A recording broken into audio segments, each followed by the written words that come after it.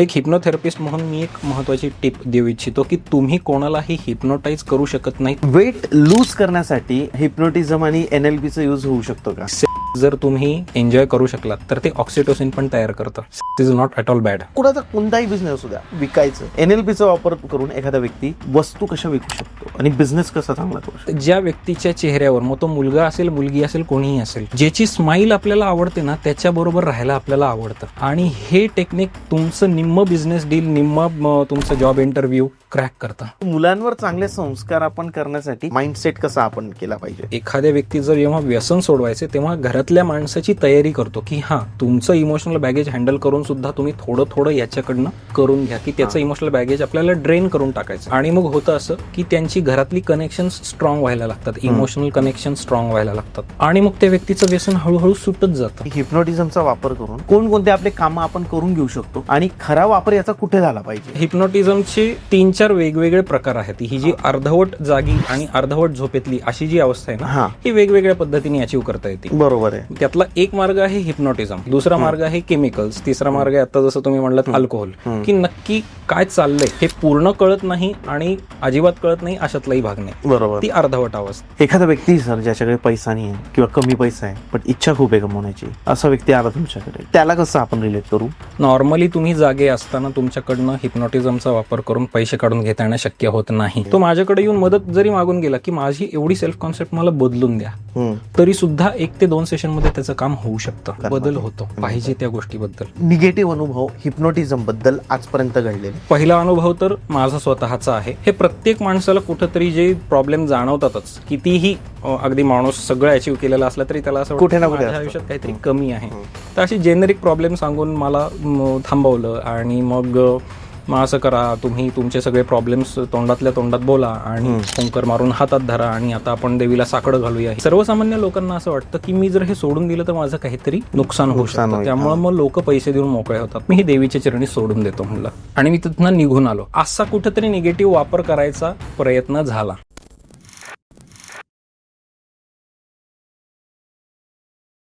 Hello guys and welcome to banter with Chetan. मित्रांनो, आज आपल्यासोबत आहे मयूर गुर्जर सर. सर नमस्ते. नमस्ते. आपण भरपूर टॉपिकवर, वेगवेगळ्या टॉपिकवर पॉडकास्ट आजपर्यंत केलेला आहे, बट मित्रांनो आजचा टॉपिक आपला खूप वेगळा आहे. तुम्ही असं ऐकलं असेल की याने या मुलीला हिप्नोटाईज करून टाकलं किंवा एखादा व्यक्ती आहे, त्या व्यक्तीने दुसऱ्या व्यक्तीला हिप्नोटाईज करून पैसे चोरून घेतले. बट हिप्नोटिझम हे जे शास्त्र आहे हे फक्त इतक्यासाठीच मर्यादित आहे का? तर नाही मित्रांनो, हिप्नोटिझममुळे खूप चांगल्या चांगल्या गोष्टी तुमच्या आयुष्यात घडू शकतात. तुम्ही ज्या प्रॉब्लेममध्ये फसलेले असाल त्या प्रॉब्लेममधून तुम्ही बाहेर निघू शकतात. तुमची विचार करण्याची क्षमता जी असते, तुमचं नैराश्य जे असतं त्यातून तुम्ही बाहेर निघू शकतात. तुमच्या बिझनेसमध्ये तुम्हाला लॉस होतोय किंवा तुमच्या करिअरमध्ये, जॉबमध्ये तुम्हाला सक्सेस मिळत नाही, तर या सगळ्या गोष्टींचा वापर करून तुम्ही बेनिफिट मिळवू शकता. त्यासोबतच NLP नावाचा एक प्रोग्राम असतो, त्याबद्दल मला भरपूर कमी माहिती आहे आणि मला असं वाटतं की आपल्या ऑडियन्सला पण त्याबद्दल जास्त माहिती नसेल. ते काय असतं, या सगळ्या गोष्टींबद्दल आज आपण मयूर सरांसोबत चर्चा करणार आहे. आणि मी एक गॅरंटी देतो की हा पॉडकास्ट संपतो तोपर्यंत तुमचं माइंड खूप रिलॅक्स झालेलं असेल आणि हिप्नोटिझम प्लस NLP या सगळ्या गोष्टींबद्दल तुम्हाला जी माहिती आहे ती पूर्णपणे भेटलेली असेल. सर तुमचं पुन्हा एकदा स्वागत. नमस्कार. यस सर, हिप्नोटिझम किंवा NLP या गोष्टी जेव्हा आपण ऐकतो तर हिप्नोटिझम जास्त करून निगेटिव्हिटीसाठीच आजपर्यंत ऐकलं गेलेलं आहे. तुम्ही ॲज अ हिप्नोटिझम थेरपिस्ट आणि NLP प्रॅक्टिशनर म्हणून काय सांगाल लोकांना की हे दोन्ही काय काय आहेत? हिप्नोटिझम ह्या गोष्टीविषयी गैरसमज जर आपल्याला काढायचे असतील तर पहिल्यांदा हिप्नोटिझम म्हणजे काय हे आपण समजून घेऊया. हिप्नोटिझम हे आपलं बाह्यमन शांत करून अंतर्मनापर्यंत पोहोचण्याचं शास्त्र आहे. आपल्या मनाचे 2 भाग असतात, बाह्यमन जे आता आपण जागेपणी वापरतोय आणि अंतर्मन जे आपण जाग असू किंवा झोपलेले असू तरी सुद्धा जे काम करत असतं त्याला म्हणतात अंतर्मन. आणि ह्या अंतर्मनाचा वापर आपण दिवसभरात 70% वेळेला करत असतो. आपण चालतो, बोलतो, उठतो, बसतो, हे सगळं आपण विचार न करता करतोय, ऑटोमॅटिक करतोय.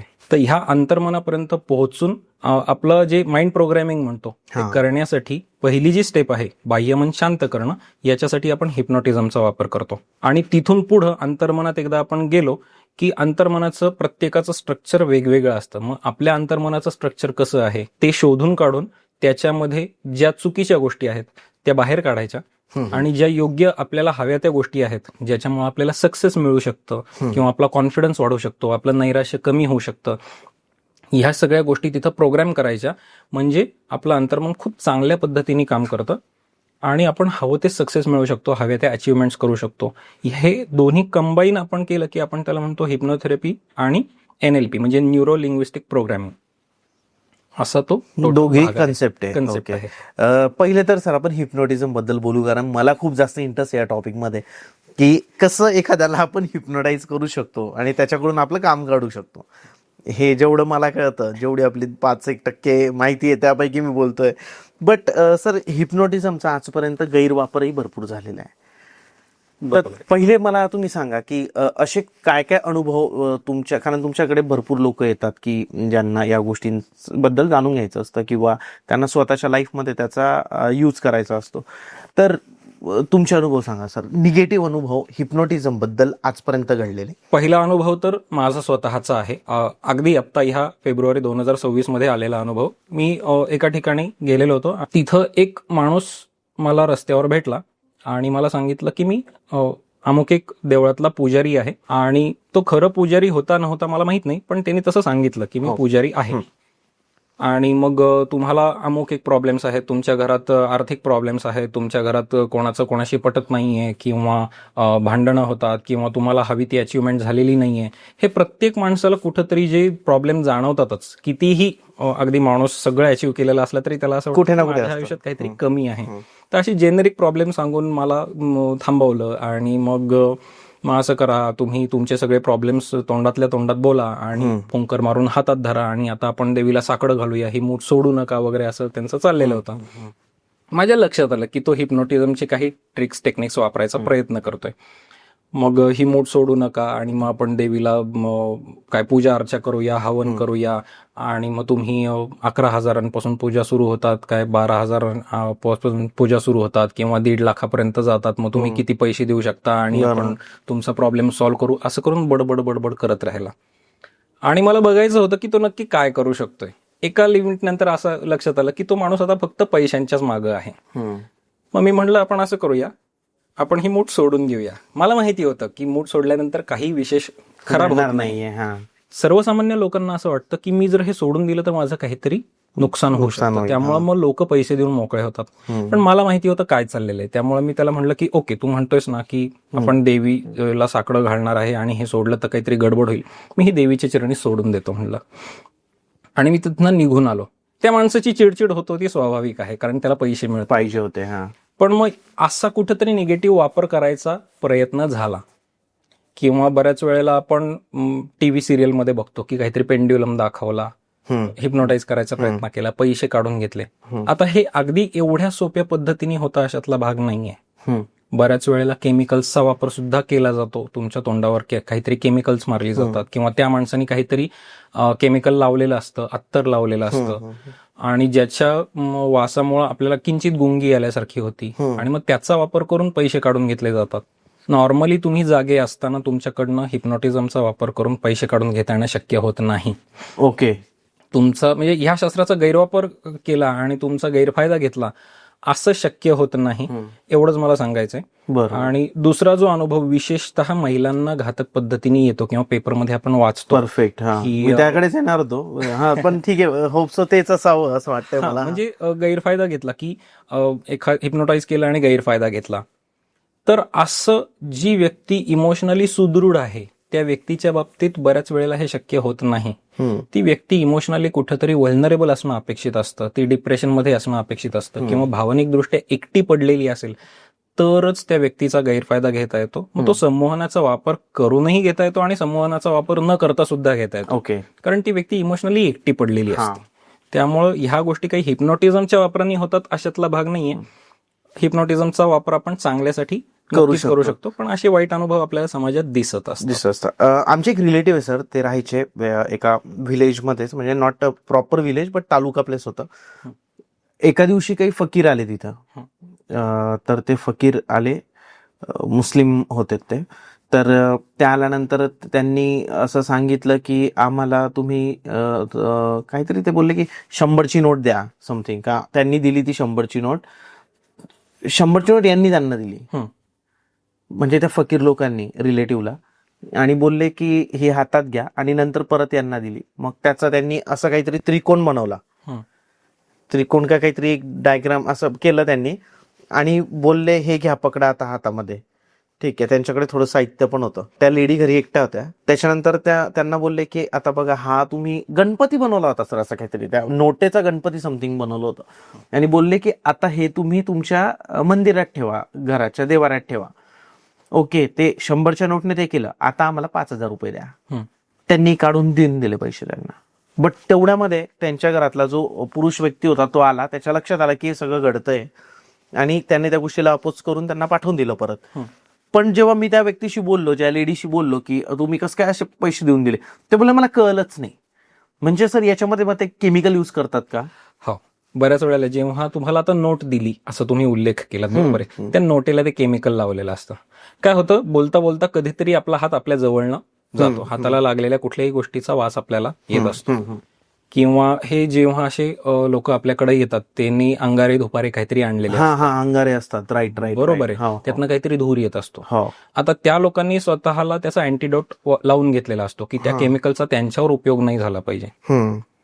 पण आपल्याला काही माहिती नसतं की त्यांनी काय केमिकल्स वापरलेले आहेत, आणि आपण किंचित गुंगीमध्ये जातो, पूर्ण गुंगीमध्ये नाही जात, किंचित गुंगीमध्ये जातो, आणि ती जी अर्धवट अवस्था असती ना, तिथं आपल्याला ते काहीतरी सांगतात, आणि आपलं स्वतःवरचं नियंत्रण अर्धवट सुटलेलं असतं, इम्बॅलन्स झालेला असतो, आणि मग ते आपण करून मोकळे होतो, आणि आपल्याला नंतर आठवतच नाही की अरे काय झालं, पण आपण ते पैसे देऊन मोकळे झालेलो असतो किंवा काहीतरी देऊन मोकळे झालेलो असतो. ओके, हे केमिकल्सच्या वापराने बऱ्यापैकी वेळेला शक्य केलं जातं. हे सर म्हणजे अल्कोहोल पिल्यानंतरची जी सिच्युएशन असते तशीच सिच्युएशन थोडी होते का? तशी सिच्युएशन होती. हे केमिकलचा वापर आहे, पण हे हिप्नोटिझम नाहीये. हा, हिप्नोटिझम नाहीये. ही जी अवस्था आहे ना, ही वेगवेगळ्या पद्धतीने अचीव्ह करता येते. ही जी अर्धवट जागी आणि अर्धवट झोपेतली अशी जी अवस्था आहे ना, ही वेगवेगळ्या पद्धतीने अचीव्ह करता येते. बरोबर आहे. त्यातला एक मार्ग आहे हिप्नोटिझम. ठीक आहे, दुसरा मार्ग आहे केमिकल्स, तिसरा मार्ग आहे आता जसं तुम्ही म्हणलात अल्कोहोल. की नक्की काय चाललंय हे पूर्ण कळत नाही आणि अजिबात कळत नाही अशातलाही भाग नाही. बरोबर, ती अर्धवट अवस्था. Right, yes. आपण त्याचं निगेटिव्ह बघितलं सर. मला असं जाणून घ्यायचं आहे की हिप्नोटिझमचा वापर करून आपण आपल्या लाईफमध्ये कोणकोणत्या क्षेत्रामध्ये चांगले कामं करू शकतो, कोणकोणते आपले कामं आपण करून घेऊ शकतो, आणि खरा वापर याचा कुठे झाला पाहिजे? आता ह्याचा वापर कुठं कुठं आपण करून घेऊ शकतो, तर पहिली गोष्ट रिलेशनशिप डेव्हलपमेंटमध्ये करू शकतो. मग ती तुमच्या आई वडिलांशी असलेली रिलेशनशिप असेल, तुमच्या बहीण भावांशी असलेली रिलेशनशिप असेल, स्पाऊस बरोबर असलेली रिलेशनशिप असेल, मुलांबरोबर असलेली रिलेशनशिप असेल, मित्रांबरोबर असेल, किंवा जॉब इंटरव्ह्यूच्या ठिकाणी सुद्धा आपण त्या एक 10-15 मिनिटं जेव्हा तिथं असतो तेव्हा त्यांच्याशी आपण रिलेशन डेव्हलप करायचंच काम करत असतो. किंवा बिझनेस डीलला आपण जेव्हा जातो तेव्हा तिथं सुद्धा आपण रिलेशन डेव्हलप करायचंच काम करत असतो. जरी आपल्याला बिझनेस करायचा असला किंवा जॉब मिळवायचा असला तरी एकदा ते रिलेशन डेव्हलप झालं की आपलं काम पटकन होतं. बरोबर आहे. मग हे सगळं आपण त्यातनं अचीव्ह करू शकतो एकदा या सायन्सचा आपण वापर करायला शिकलो की. तर सर, हिप्नोटिझम टेक्निक काय, कशी वापरली जाते त्याबद्दल काय सांगाल? आता हिप्नोटिझमचे 3-4 वेगवेगळे प्रकार आहेत. पहिला तर प्रकार आहे ट्रॅडिशनल हिप्नोटिझम. हिप्नोटिझम हा शब्द जेव्हा आपल्याला कळला तेव्हा ज्या अवस्थेला हिप्नोटिझम होतं ते ट्रॅडिशनल हिप्नोटिझम. ह्याच्यामध्ये काय असतं की कुठल्याही व्यक्तीला हिप्नोटाईज करण्यासाठी आपण साधारणतः 15 ते 20 मिनिटांचा कालावधी घेत असतो. दुसरं जे हिप्नोटिझम आहे हे रॅपिड हिप्नोटिझम आहे. ओके. याच्यामध्ये आपण कुठल्याही व्यक्तीला हिप्नोटाईज करायला साधारणतः 4 ते 5 मिनिटांचा कालावधी घेत असतो. तिसरं असतं इन्स्टंट हिप्नोटिझम. याच्यामध्ये 60 सेकंदाच्या आत आपण कुठल्याही व्यक्तीला हिप्नोटाईज करत असतो. 60 सेकंड्स इन्स्टंट हिप्नोटिझम. तुम्हाला तिन्ही टेक्निक येतात का सर? हो, तिन्ही टेक्निक येतात. ओके, येऊ आपण त्याच्यावर येऊ. नक्की. येस. ते सर प्रत्येक सांगा. आणि चौथं जे शेवटचं मी तुम्हाला सांगत होतो ते की कॉन्व्हर्सेशनल हिप्नोटिझम, ज्याच्यामध्ये NLP आणि हिप्नोटिझम असं दोन्ही कॉम्बिनेशन मध्ये आपण वापरत असतो. मग हे आपण अक्षरशः मेसेजमध्ये सुद्धा वापरू शकतो आपली बिझनेस ग्रोथ करण्यासाठी, ज्याला आपण जाहिरात तयार करणं म्हणतो. किंवा कोणाला तरी आपण पेमेंट रिमाइंडर पाठवायचं, किंवा आपलं काय म्हणू शकतो फोनवर बोलायचंय कोणाशी, तर ह्याच्यामध्ये सुद्धा आपण ही टेक्निक्स वापरू शकतो आणि आपल्या बिझनेसची ग्रोथ करू शकतो. ओके. अशी ती हिप्नोटिझमचे टेक्निक्स आहेत वेगवेगळे. सर मला या प्रत्येक टेक्निक बद्दल थोडं सांगा ना, की जी 15 मिनिटांची आहे, नंतर मग 1 मिनिट आणि एक इन्स्टंट बोलले तुम्ही ना. 15 मिनिटच ना पहिलं ट्रॅडिशनल हिप्नोटिझम ती कशी केली जाते? ट्रॅडिशनल हिप्नोटिझम मध्ये काय होत असतं की सब्जेक्टला नॉर्मली आडवं झोपवलं जातं आणि त्याचं शरीर हळूहळू रिलॅक्स केलं जातं. काय होत असतं, बऱ्याच वेळेला आपण जेव्हा दिवसभरात जे काही 12-15 तास आपण जागे असतो, त्यातला मेजॉरिटी वेळ आपण शरीराबरोबर कनेक्ट असतो. आणि हे कनेक्शन जोपर्यंत जागे आहे ना, तोपर्यंत आपल्याला झोप नाही लागत. आपण काही ना काहीतरी शरीराकडनं इनपुट्स मिळवत असतो. करेक्ट. मग हळूहळू शरीर शांत करायचं, एक स्टेप बाय स्टेप पायापासून सुरुवात करायची आणि डोक्यापर्यंत शरीर शांत करायचं. एकदा शरीरापासून कनेक्शन तुटलं की त्या माणसाचं फक्त मन जागं असतं. ओके. आणि ह्या प्रोसेसला साधारणतः 15 मिनिटांचा कालावधी लागतो पूर्ण याच्यामध्ये. आणि मग ह्याचा वापर कशासाठी केला जातो, तर बहुतेक वेळेला थेरपीसाठी वापर केला जातो. की ओके, आता झोपेच्या अर्धवट अवस्थेत नेलं, त्या व्यक्तीला सगळं कळत असतं, त्या व्यक्तीला बाहेरनं आवाज येत असतात, त्या व्यक्तीला बाहेर काय चाललेलं आहे हे कळत असतं, फक्त डोळे बंद झालेले असतात. बरोबर आहे. आणि मग तिथं आपण त्याच्या अंतर्मनाला सूचना देत असतो की जे काही प्रॉब्लेम आहे तुझा, तिथपासून आपण त्याला बाहेर काढत असतो आणि त्याचं हेल्दी माइंड प्रोग्रामिंग करत असतो. दुसरं आहे रॅपिड हिप्नोटिझम. रॅपिड हिप्नोटिझम मध्ये त्या व्यक्तीला झोपवलं जातं अशातला भाग नाही, पण बसून ही प्रोसिजर आपण करू शकतो. हे अशासाठी करायचं असतं की आता समजा आपण ऑफिसमध्ये आहोत किंवा कुठेही आहोत. आता ऍज अ थेरपिस्ट मी जेव्हा कुठल्याही व्यक्तीला थेरपी देतो, प्रत्येक व्यक्ती काही झोपून थेरपी घेण्यासाठी तयार नसतो. मग त्याला रॅपिड हिप्नोटिझम द्यावं लागतं. मग खुर्चीत बसवून हिप्नोटाईज करायचं असतं. ओके. मग 5 मिनिटाच्या आत हिप्नोटाईज करायचं. अवस्था तीच अचीव्ह करायची, अर्धवट झोपेची आणि अर्धवट जागी. आणि मग तिथून आतमध्ये माइंड प्रोग्रामिंग करायचं अंतर्मनाचं. तिथून पुढे इन्स्टंट हिप्नोटिझमचा वापर फक्त स्टेज शो साठी केला जातो. त्याचा वापर थेरपीसाठी नाही होत. काय होत असतं, लोकांना चमत्कार अपेक्षित असतात. अरे ते मॅजिक असं काहीतरी केलं त्यांनी, असं केलं आणि तो हिप्नोटाईज झाला, किंवा त्यांनी शरीराला असं काहीतरी झटका दिला आणि हिप्नोटाईज झाला. हे 4-4 अट्रॅक्ट करण्यासाठी खूप चांगलं असतं. त्यामुळे स्टेज शो साठी जे हिप्नोटिझम वापरायचं आहे ते इन्स्टंट हिप्नोटिझम. आणि ह्याचे डेमोज मी बऱ्याच ठिकाणी दिलेले आहेत. मग 60 सेकंदाच्या आत हिप्नोटाईज करायचं. तिथेही थेरपी द्यायचा प्रयत्न मी केला, पण त्याचा इम्पॅक्ट साधारणतः 24 तास 48 तास इथपर्यंत टिकतो. आपल्याला परमनंट हिप्नोटिझमचा उपाय म्हणजे माइंड प्रोग्रामिंगचा जर रिझल्ट परमनंट हवा असेल तर मात्र आपल्याला ट्रॅडिशनल हिप्नोटिझमकडे जावं लागतं. आणि चौथा पार्ट जो आहे हा आपण जाता येता चालता बोलता कसंही करू शकतो. सर मला हिप्नोटाईज करू शकतात का तुम्ही? करू शकतो. करायचं? येस. डोळे शांत ठेवा आणि फक्त पापण्यांची उघडझाप करायची. खोल श्वास घ्यायचा आहे आणि तोंडाने श्वास सोडायचा आहे. रिलॅक्स बसा. तुम्ही मागं टेकून कम्फर्टेबली बसलात तरी चालेल.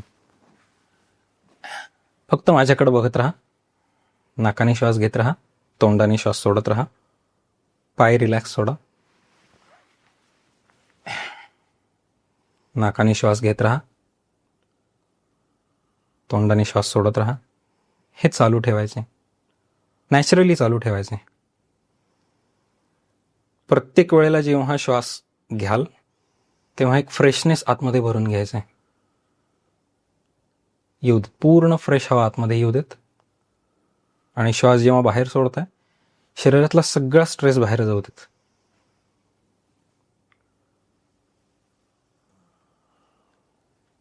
प्रत्येक वेळेला जेव्हा पापणी बंद करताय त्यावेळेला ती आधीपेक्षा जड होत जाते. तुम्ही फक्त एक्सपिरियन्स घ्यायचा, तुम्ही काही करायचं नाही. जे होतंय ते होऊ द्यायचं.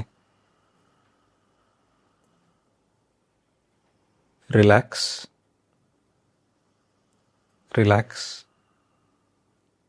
डोळे जड होत आहेत. तुम्ही कुठलाही प्रयत्न करायचा नाहीये, कुठलीही गोष्ट करायचा. जर पापणी जड होती असं वाटलं तर डोळे बंद करून टाकायचेत. आपण एक खूप छान अनुभव घेणार आहोत. ज्या क्षणी तुम्ही ह्या संमोहनाच्या अवस्थेतनं बाहेर याल त्या क्षणी तुम्हाला जाणवेल एक खूप छान एक्साइटेड आणि एक हॅपी इमोशन तुम्हाला आतमध्ये जाणवणार आहे. एक वेळ अशी येईल की तुम्ही मान टोटल ढिली सोडून टाकाल. तुम्ही प्रयत्न नाही करायचे, ते आपोआप होऊ द्यायची. रिलॅक्स.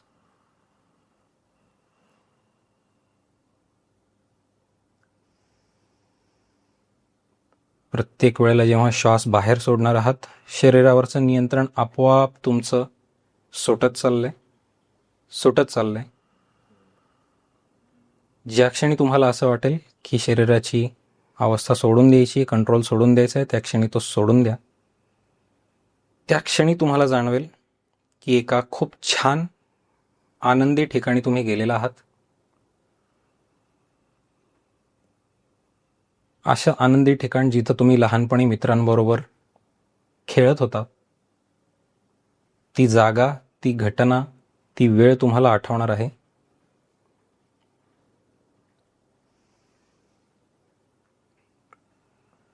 आसपासचे सगळे चेहरे तुम्हाला आठवणार आहेत. तुमचे मित्र जे खेळत होते ते तुम्हाला आठवणार आहे. तिथनं एक हॅपीनेस आणि एक पॉझिटिव्हिटी घेऊन आपण परत बाहेर येणार आहोत. बाहेर यायची घाई नाहीये.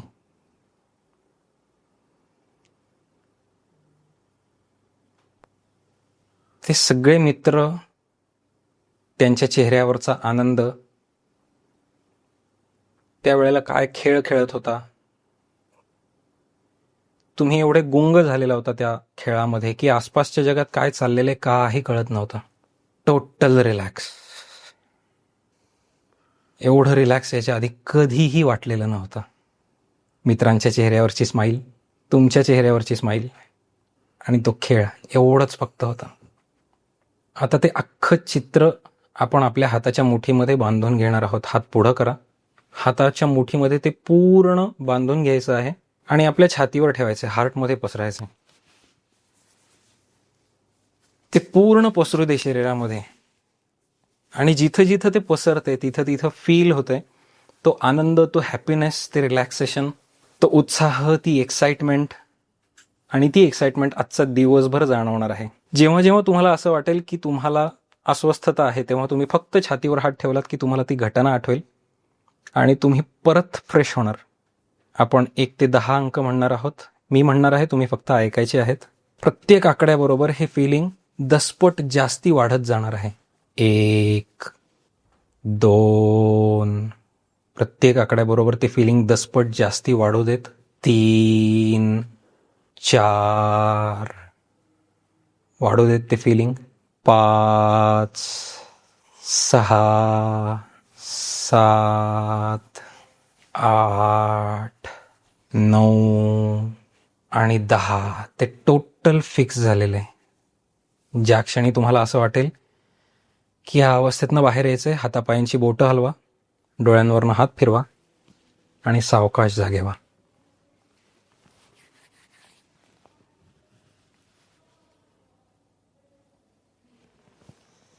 ऑसम होतं सर. काय आठवलं मला सांगा, आता घटना सांगा. आम्ही जेव्हा स्कूलला होतो तर आम्ही क्लास होता आमचा संस्कृतचा, आम्ही तो बंक करायचो आणि क्रिकेट खेळायला जायचो. म्हणजे माझे तेव्हाचे मित्र सगळे आठवले आणि मी पॅन्टने क्रिकेट खेळायचो तेव्हा. बर. क्रिकेट बॉल नाही का, तो स्पंजी बॉल असायचा, स्पंजी बॉल येल्लो कलरचा. अच्छा. त्याच्यावर असं हे असतं, त्या बॉलने आम्ही क्रिकेट खेळायचो. स्माइली असं. हा, स्माइली वाला. तर तो मोमेंट आठवला ऍक्च्युली. ग्रेट. आता इथून पुढं जेव्हा जेव्हा असं वाटेल की थोडंसं नर्वस वाटतंय, त्यावेळेस आता तुम्ही लेफ्ट हँड चूज केलाय, तुमचा तुम्ही केलेला आहे. लेफ्ट हँड छातीवर ठेवायचं आणि ती मोमेंट आठवायची. तुम्हाला असं जाणवेल की तुमचं सगळं काय अनकम्फर्ट जो आहे किंवा एक अँझायटी आहे ती टोटल निघून गेलेली आहे. इथून पुढे कायम करून बघा. कधीही डिप्रेस्ड वाटलं आपल्याला तर आपण हे टेक्निक करू शकतो. कुणीही करू शकतं. कोणीही ज्यांनी पाहिलं आज, हे आता लाईव्ह डेमो झाला आज, हे तर कुणीही करू शकतं. म्हणजे ही जी क्लिप आहे ना, ही जरी त्यांनी एकदा सेट करून स्वतःच्या मोबाईलवर वापरली, तुम्ही बोलाल आणि ते फॉलो करतील तरी ओके ना, फॉलो करतील. सर, आपण परत हिप्नोटिझम बरोबर बोललो तर इन केस ऑफ करिअर आणि बिझनेस, आय थिंक आपण जे केलं ते माझं माइंड फ्रेश करण्यासाठी, मला डिप्रेशन नको यायला किंवा नर्वस नको वाटायला, या गोष्टीसाठी. येस. बिझनेसमध्ये किंवा करिअरमध्ये याचा कसा वापर केला जातो? ओके. बिझनेसमध्ये म्हणायला गेलं तर जेव्हा आपण बिझनेस करायला जात असतो, म्हणजे आपण जेव्हा बिझनेस डील क्रॅक करायला जात असतो, क्लायंट मीट करायला जात असतो, त्यावेळेस त्या व्यक्तीशी आपलं कनेक्शन होणं अपेक्षित असतं. बरोबर आहे. आपण जर त्या व्यक्तीशी कनेक्ट नाही होऊ शकलो तर त्याच्या काय अपेक्षा आहेत ह्या आपल्याला कळणार नाही. आपल्याला काय प्रेझेंट करायचं हे त्याच्यापर्यंत पोहोचणार नाही. आणि जो मेसेज कन्व्हे व्हायचा आहे तो मेसेज कन्व्हे नाही होणार. बरोबर आहे. आणि बिझनेस डील फेल जाईल. मग हे कनेक्शन जे करायचं आहे, जोपर्यंत हे इमोशनल कनेक्शन होत नाही तोपर्यंत बिझनेस कनेक्शन होत नाही. बिझनेस कनेक्शन होत नाही तोपर्यंत डील क्रॅक होत नाही. ही जी लेवल आपल्याला गाठायची आहे, याच्यामध्ये आपल्याला समोरच्याचं म्हणजे काही गोष्टी फॉलो करायच्या, काही गोष्टींकडे लक्ष द्यायचं की त्याचा ब्रीदिंग पॅटर्न हा जो आहे, आता आपण काय केलं तर तुमच्या ब्रीदिंग पॅटर्नकडे लक्ष दिलं. हो, बरोबर आहे. बरोबर. तो जसा रिलॅक्स झाला तसं तुम्हाला जाणवायला लागलं की तुम्ही माझ्याबरोबर कम्फर्टेबल होत आहे. मग आता हे आपण प्रॅक्टिकली एक हिप्नोटिझमचा डेमो म्हणून घेतलं. आता आपण क्लायंट मीटला जेव्हा जातो तेव्हा आपण त्याला हे सगळं करायला नाही सांगू शकत. बरोबर आहे. त्यामुळे तिथं कॉन्व्हर्सेशनल हिप्नोटिझमचा आपल्याला वापर करायचा असतो की कळत न कळत आपल्याला त्याची बॉडी लँग्वेज कम्फर्टेबल करायची असती, आपल्याला त्याचा ब्रीदिंग पॅटर्न कम्फर्टेबल करायचा असतो. आणि एकदा तो ब्रीदिंग पॅटर्न कम्फर्टेबल झाला, त्याची बॉडी रिलॅक्स झाली की तो आपल्याबरोबर कम्फर्टेबल होतो. आणि तो कम्फर्टेबल झाला की आपलं बिझनेस डील क्रॅक होतं. ओके. मग हेच इंटरव्ह्यूच्या वेळेस सुद्धा होत असतं. ठीक आहे. आता बऱ्याच वेळेला तुम्ही हे ऐकलेलं असेल की तुम्हाला समोरच्या व्यक्तीवर इम्प्रेशन पाडण्यासाठी 7 सेकंदांचा कालावधी असतो. बरोबर आहे. मग तुम्ही कसे अटायर हे करून जाताय, की कसं तुमचा कॉस्ट्युम आहे किंवा तुमचा स्मेल कसा आहे, तुमचा परफ्यूम कसा आहे, तुम्ही काय कॉन्फिडन्सनी चालत जाताय, ह्यामध्ये तुम्ही पहिल्या 7 सेकंदात समोरच्या व्यक्तीवर छाप पाडत असता. पण पहिल्या 7 सेकंदात तुम्ही इम्प्रेस केलं, पण नंतर ते टिकवून नाही ठेवू शकलात, गडबड झाली ना. मग ते टिकवून ठेवण्यासाठी तुम्हाला समोरच्याला फिजिकली कम्फर्टेबल करायचं असतं. आणि एकदा समोरची व्यक्ती फिजिकली कम्फर्टेबल झाली की तुम्ही त्या व्यक्तीला स्वतःचं बिझनेस डील व्यवस्थित कन्व्हिन्स करू शकता किंवा स्वतःची जॉबचा जो काही तुमचा प्रोफाईल आहे, बायोडेटा आहे, तो समोरच्याला कन्व्हिन्स करू शकता की हा मी तुझ्यासाठी एलिजिबल कॅन्डिडेट आहे. आणि समोरचा व्यक्ती ते ऍक्सेप्ट करतो.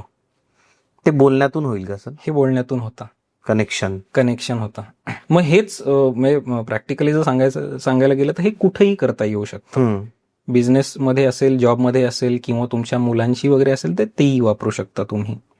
अटॅकिंग हवं, जास्त अग्रेसिव्ह हवं की बोलणं, की खूपच पोलाईट हवं, की कसं असलं पाहिजे हिप्नोटाईज करताना? सगळ्यात पहिल्यांदा आपण कम्फर्टेबल हवं. कम्फर्टेबल. पहिले तर आपण स्वतः पाहिजे, नंतर मग आपण समोरच्याला करू शकतो. पण मोस्ट प्रॉब्ली सर, जेव्हा आपण बिझनेस डील करायला जातो तर तेव्हा आपण आपल्या प्लेसवर नसतो, आपण जातो क्लायंटकडे. प्लेस पण त्याची असते, तिथे थोडं कम्फर्टेबल होणं हे थोडं हे होतं. बट आपण त्याला कसं करायचं कम्फर्ट? आता याच्यामध्ये एक महत्वाची गोष्ट मी तुम्हाला सांगतो. आता सगळ्यात पहिल्यांदा आपण जे हिप्नोटिझमचा आता एक डेमो घेतला, ही क्लिप पाहणाऱ्यांनी जर दोन्ही गोष्टी अशा शेजारी लावून बघितल्या तर त्यांच्या लक्षात येईल. एक हिप्नोथेरपिस्ट म्हणून मी एक महत्वाची टिप देऊ इच्छितो की तुम्ही कोणालाही हिप्नोटाईज करू शकत नाही तोपर्यंत, जोपर्यंत तुम्ही स्वतः हिप्नोटाईज होत नाही. म्हणजे जेव्हा मी तुमचा ब्रीदिंग पॅटर्न बदलायचा प्रयत्न करत असतो तेव्हा पहिल्यांदा मला माझा ब्रीदिंग पॅटर्न बदलावा लागतो. ओके. मी जर स्वतःला हिप्नोटाईज नाही करू शकलो तर मी तुम्हाला हिप्नोटाईज नाही करू शकत. म्हणजे मी तुम्हाला हिप्नोटिझम मध्ये पुश नाही करू शकत, मी तुम्हाला घेऊन जाऊ शकतो. राईट. त्यामुळे पहिल्यांदा तर तुम्ही कम्फर्टेबल असणं आवश्यक असतं. त्यामुळे तुम्ही हा जो प्रश्न विचाराल की मी अग्रेसिव्ह असावं का हंबल असावं, तुम्ही दोन्ही पद्धतीने करू शकता.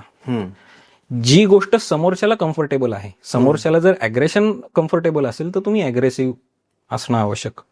समोरच्याला जर हंबलनेस कम्फर्टेबल असेल तर तुम्ही हंबलनेस दाखवणं आवश्यक. समोरच्यावरला बघून तसं चेंज व्हावं लागेल. म्हणजे समोरच्याची बॉडी लँग्वेज तुम्हाला वाचता आली पाहिजे. काय होईल, तुम्ही अग्रेशन मध्ये कम्फर्टेबल असाल पण समोरचा त्याला हंबलनेस हवाय तर मग तुम्ही मॅच नाही होऊ शकणार. राईट. बरोबर आहे. आणि बरेच बिझनेस डील इथं तुटतात किंवा बरेच जॉब ऍप्लिकेशन किंवा जॉब इंटरव्ह्यूज इथं तुटतात. बरोबर आहे की आपण समोरच्याला रीड नाही करू शकत आणि आपण आपल्या झोनमध्ये टिकून राहतो. UPSC MPSCच्या एक्झाम्स असतात किंवा इंजिनिअरिंगच्या एक्झाम आहे, डॉक्टर कोणती एक्झाम, किंवा क्रिकेट प्लेअर आहे जो मैदानात जातो, पिचवर जातो क्रिकेट खेळायला. आधीचा जो पिरियड असतो ना, मॅच सुरू होण्याचा किंवा एक्झामच्या आधीचा जो पिरियड असतो, तर त्यावेळेस ना सर ते 2-3 तास खूप नर्वसनेस असतो, किंवा मोठी एक्झाम जेव्हा असते त्याच्या आदल्या दिवशी पण खूप टेन्शन असतं की सगळं बरोबर होईल का नाही असं. तर अशा याच्यात आपण स्वतःला हिप्नोटाईज करून ती सिच्युएशन काढून नेऊ शकतो. आता जेव्हा आपण कुठल्याही एक्झामला जात असतो, किंवा आता तुम्ही उल्लेख केलात की क्रिकेट मॅच आहे किंवा इंटरव्ह्यू आहे, कुठल्याही पद्धतीने जेव्हा आपण टफ सिच्युएशनला सामोरं जात असतो, त्यावेळेस होत काय असतं, तर आपल्याला अँझायटी जाणवत असते. आपण म्हणतो मला अँझायटी जाणवती, अनकम्फर्ट जाणवतोय. त्याची काही ठराविक शारीरिक लक्षणं आहेत. ठीक आहे. त्यातलं पहिलं लक्षण असतं की आपल्या हातापायाला थरथर होत असते, कंप सुटलेला असतो, हातापायाला घाम येत असतो किंवा पूर्ण अंगाला घाम येत असतो. तिसरं असतं की आपलं ब्रीदिंग फास्ट झालेलं असतं किंवा शॅलो झालेलं असतं. आणि चौथी गोष्ट, आपण अनइझी झालेलो असतो. म्हणजे जी काही घटना घडत असती त्याच्यामधनं पटकन मला बाहेर जायचंय. मग हा अनकम्फर्ट जो असतो किंवा काय म्हणू शकतो, अस्वस्थपणा जो असतो, हा असतो. हेच आपण एक्साइटमेंटचं उदाहरण घेऊया. आपण जेव्हा एक्साइटेड असतो, एखादी गोष्ट मला आवडीची करायला मिळते, तेव्हा आपण काय करत असतो, तेच हातापायाला थरथर होत असती, हातापायाला घाम सुटलेला असतो, ब्रिदिंग शॅलो झालेलं असतं किंवा फास्ट झालेलं असतं. फक्त इथं आपण हॅपी असतो. म्हणजे तुम्ही जर दोन्ही लक्षणं शेजारी शेजारी ठेवलीत, अँझायटी आणि एक्साइटमेंट, तर तुम्हाला असं जाणवेल फिजिकल रिॲक्शन सगळ्याचे सेम आहेत. हातापायाला थरथर आहे, हातापायाला अंगाला घाम सुटलेला आहे, ब्रीदिंग फास्ट झालेलं आहे किंवा शॅलो झालेलं आहे. एकच गोष्ट बदललेली आहे, या सगळ्या गोष्टींना आपण अनइझी जर असो तर आपण त्याला म्हणतो अँझायटी. ओके. आणि ह्या गोष्टींबरोबर आपण जर हॅपीनेस आपल्या मनामध्ये असेल तर आपण म्हणतो एक्साइटमेंट. करेक्ट. मग आपण फक्त ही डेफिनेशन जर बदलू शकलो की ओके मी एक्झामला जातोय, हे सगळी लक्षणं मला जाणवतात, फक्त अनकम्फर्टच्या ऐवजी मी स्वतःला हॅपी आहे, या सगळ्या सिच्युएशनला मी हॅपीनेस एवढंच इंटरप्रिटेशन दिलेलं आहे, तर आपण ती एक्झाम खूप चांगल्या पद्धतीने देतो. बरोबर आहे. आणि मग ही सगळी लक्षणं आपल्या खूप कंट्रोलमध्ये येतात. आपण एक्साइटमेंट खूप चांगल्या पद्धतीने कंट्रोल करू शकतो, अँझायटी कंट्रोल करणं अवघड असतं. मग हे इंटरप्रिटेशन बदलण्यासाठी थोडंसं आपल्याला स्वतःवर काम करावं लागतं. ओके. बऱ्याच वेळेला काय होत असतं, तर अँझायटी का जाणवती आणि एक्साइटमेंट का नाही जाणवत, तर आत्तापर्यंत हिस्टॉरिकली आपल्याला कधीतरी असं झालेलं असतं की ह्या सगळ्या सिच्युएशन फेस करत असताना कधीतरी अपयश आलेलं असतं, कधीतरी यश पण आलेलं असतं. पण माणसाचा स्वभाव आहे, वाईट गोष्टी लक्षात राहतात. बरोबर आहे. आणि ते इमोशनल बॅगेज जे असतं ना, ते अख्खं बॅगेज घेऊन आपण त्या एक्झाम हॉलमध्ये किंवा क्रिकेट मॅचला फेस करत असतो, किंवा कुठल्याही टफ सिच्युएशनला, इंटरव्ह्यू असेल, बिझनेस डील असेल, त्याला आपण फेस करत असतो. मग हे निगेटिव्ह बॅगेज जर आपण बाजूला टाकू शकलो तर आपली डेफिनेशन बदलते. मग ते अनकम्फर्टच्या ऐवजी आपण हॅपीनेसमध्ये जातो की अरे ह्या सिच्युएशन मी हँडल केलेल्या आहेत आणि ह्याच्यामध्ये मी खूप चांगल्या पद्धतीने स्वतःला पण हँडल केलेलं आहे, सिच्युएशन पण हँडल केलेली आहे, मग मी हॅपी आहे. आता हेच हॅपीनेस तुम्ही एक उदाहरण म्हणूनच आपण घेऊया. तुमच्या शाळेचं 10 वर्षांनी हायस्कूल रियुनियन आहे किंवा शाळेचा मेळावा आहे, तुम्ही अनकम्फर्टेबल असता का? हॅपी असता. पण सगळं एक्साइटमेंट असती, 10 वर्षानंतर मित्र भेटणार आहेत, मग हातापायाला थोडीशी एक्साइटमेंट, आपण म्हणजे ती एनर्जी आपल्याला व्हायब्रेशन जाणवत असतात, सगळं तेच जाणवत असतं. पण मग तिथून पळून जायची इच्छा होती का आपल्याला? चला पटकन निघूया, नाही का? तर त्या मेमरीज हॅपी असतात मित्रांबरोबरच्या, जे आता आपण बघितलं. बरोबर. पण हेच जेव्हा इंटरव्ह्यूला जातो किंवा परीक्षेला जातो तेव्हा अरे हे मला हवे ते रिझल्ट नाही आले तर, मग आपण मेमरीत बघतो की अरे हे रिझल्ट मला नाही आलेले, इथं मी अपयशी झालेलो होतो, मग आत्ताच्या एक्झाम मध्ये पण मी फेल झालो तर. मग हे इमोशनल बॅगेज आपल्याला एक्साइटमेंटला अँझायटीमध्ये कन्व्हर्ट करतंय. मग हे इमोशनल बॅगेज आपल्याला ट्रीट करता आलं पाहिजे. बरोबर आहे. म्हणजे माइंडसेटचा गेम आहे सर सगळा. माइंडसेटचा गेम आहे सगळा. की आपण एक्झामला जाताना, मला पण व्हायचं असं इंजिनिअरिंगच्या वेळेस, की जायचो एक्झामला, त्याच्या आधी असं थोडंसं म्हणजे आपण घाबरत नाही कोणत्या गोष्टीला, पण ते एक्झामच्या आधी जो एक काय माहिती काय ते भीती होती एक्झामची, तर हाताला घाम येईल हे ते. आणि शेवटी ते पण असतं की अभ्यास केलेला असेल तर भीती कमी होऊन जाते. आदल्या रात्री अभ्यास करायचो आणि अरे ते रिलेट होतात या गोष्टी की जर, आणि हॅपी तुम्ही, म्हणजे तुम्ही जर म्हटलं ठीक आहे आपण काढूनच टाकू हा पेपर, निघून जाईल आपला, त्यावेळेस मग आपण त्या माइंड सेटनेस गेलेलो असतो, तर ते होतच तसं होतं. त्यामुळे तुम्ही लाईफमध्ये तुमचं लग्न जरी असेल तरी टेन्शन घेऊ नका, नॉर्मली हे करा, सगळ्या गोष्टी होतात. एखाद्याचं व्यसन सोडवण्यासाठी तुम्ही हिप्नोटिझमचा वापर करू शकतात का, आणि तुम्ही एखाद्याला व्यसनातून बाहेर काढू शकतात? हो. व्यसन लागतं म्हणजे काय हे पहिल्यांदा आपण समजून घेऊया. ज्या व्यक्तीला व्यसन लागत असताना तो इमोशनल कनेक्शन शोधत असतो.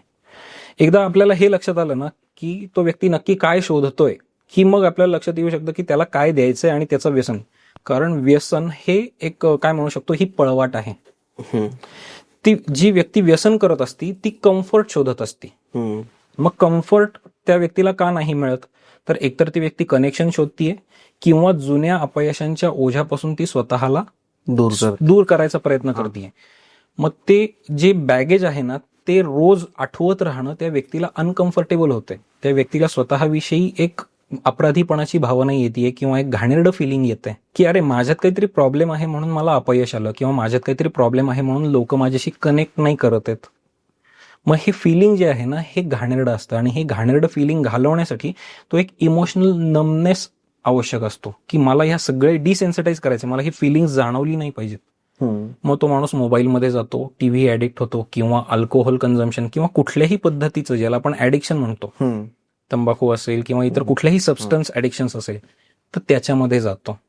मग त्या व्यक्तीला एक तर ह्या जुन्या गोष्टींपासून आपण सुटका देऊ शकतो. ज्या मेमरीज आहेत त्या मेमरीज आपण त्याच्या डोक्यातनं काढून टाकू शकतो NLP आणि हिप्नोटिझमचा वापर करून. आणि दुसरी गोष्ट, त्याला कनेक्ट करायला शिकवू शकतो की दुसऱ्या व्यक्तीशी कनेक्ट कसं करायचंय, इमोशनल कनेक्शन्स कशी करायची. कारण बऱ्याच वेळेला ही कनेक्शन तुटत असतात. याच्या मागचं कारण ती व्यक्ती इमोशनल बॅगेज घेऊन समोरच्याशी डील करते. बरोबर. प्रत्येकाचं काय होतं, आता तुमचंही काहीतरी इमोशनल बॅगेज आहे, माझंही काहीतरी इमोशनल बॅगेज आहे.